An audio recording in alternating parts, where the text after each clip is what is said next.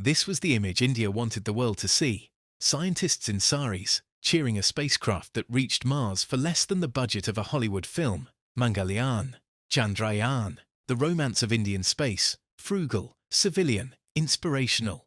This is the image India does not advertise. A spacecraft with a robotic arm, designed to latch onto a hostile satellite and physically tow it away from Indian assets. It is being built not by ISRO, but by a private startup, funded in part by a government venture capital fund, and cleared for test launch in the first half of 2026. India's private space sector is being absorbed into the logic of national security, methodically, irreversibly, and with consequences that neither the startup founders nor their venture investors have fully internalized. This is that story. India's space economy is currently valued at $8.4 billion. The government's target is $44 billion by 2033. Over 350 startups now operate in the sector since the 2020 liberalization. Total sector funding is estimated in the $350 to $600 million range, with nearly $150 million raised in the current financial year alone. In October 2024, India's Union Cabinet approved a $119 million venture capital fund under InSpace, the Indian National Space Promotion and Authorization Centre. The press release spoke the language of startup ecosystems, innovation, risk capital, and Atmanirbhar Bharat. The fund is structured along the lines of an SEBI-regulated alternative investment fund, deploying $18 to $30 million annually to approximately 40 startups. Individual investments range from 1.2 to 7.1 million, calibrated to stage. But read the eligibility language carefully. Investments are contingent not just on commercial viability, but on a startup's, and I quote, potential impact on national space capabilities. That phrase is not incidental. It is the selection criterion that transforms a venture fund into an instrument of industrial policy. This is precisely how America's defense industrial base was constructed. Lockheed, Northrop, and Raytheon were once small firms. What made them strategic was not their engineering alone, but the fact that government procurement and government capital created a captive demand cycle that no purely commercial market could replicate. The InSpace Fund, at $119 million, is modest, but its architecture, government capital, strategic selection criteria, dual-use technology mandates, is the seed of an Indian space industrial complex. In 2024, a satellite from an unidentified to within approximately 1 kilometer of an ISRO satellite, a spacecraft operating at 500 to 600 kilometers altitude, believed to be performing military-relevant imaging and ground tracking. No collision occurred, no hostile action was taken, but the proximity itself was the message. India operates roughly 100 satellites in orbit. China operates approximately 930. Since 2007, Beijing has moved beyond kinetic ASAT strikes to a layered counterspace arsenal, lasers, cyber intrusion, electronic warfare, and co-orbital systems designed to disable adversary satellites without attribution.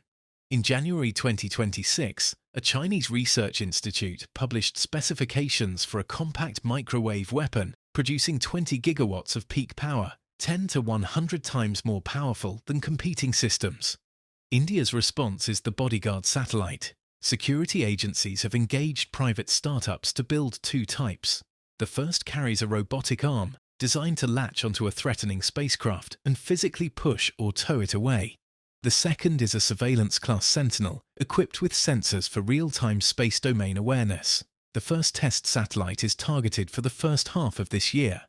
Additional launches are expected by late 2026 or early 2027, after which government agencies intend to assume scaled production. The SPARDEX mission in May 2025 demonstrated the orbital mechanics that underpin this doctrine. 2 Indian satellites performed high-speed controlled contact at 28,800 km per hour. On paper, a civilian docking exercise. In practice, the orbital mechanics of rendezvous with a friendly spacecraft and interception of a hostile one are essentially identical.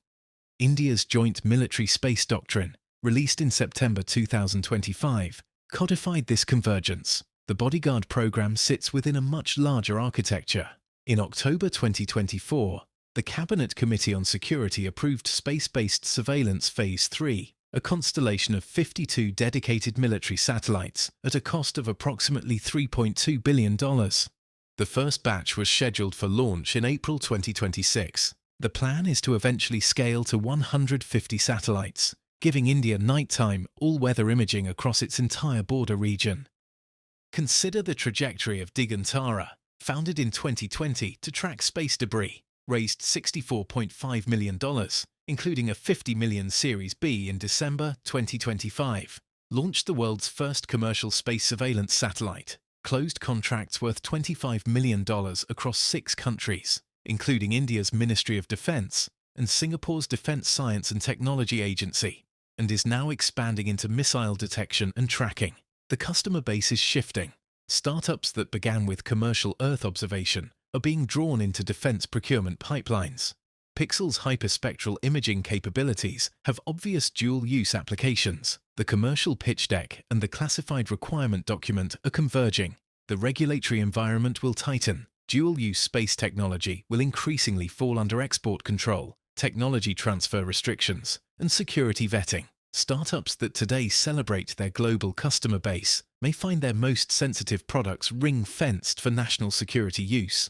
And the exit landscape changes. A space startup embedded in India's defence industrial ecosystem does not get acquired by a foreign corporation. It gets acquired by an Indian defence prime or a government entity, or it remains independent under strategic constraints. The Silicon Valley playbook, build, scale, exit to the highest bidder, does not apply when your product is a bodyguard satellite. India's space sector has long been narrated as a story of scientific romance. Mangalyaaan's frugal brilliance, Chandrayaan's lunar triumph, ISRO's can-do ethos. That narrative is not false, but it is now incomplete.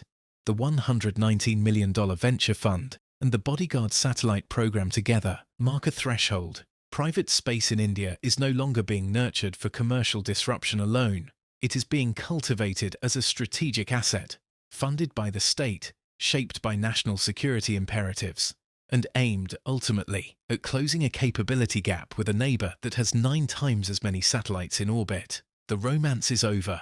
The strategy has begun.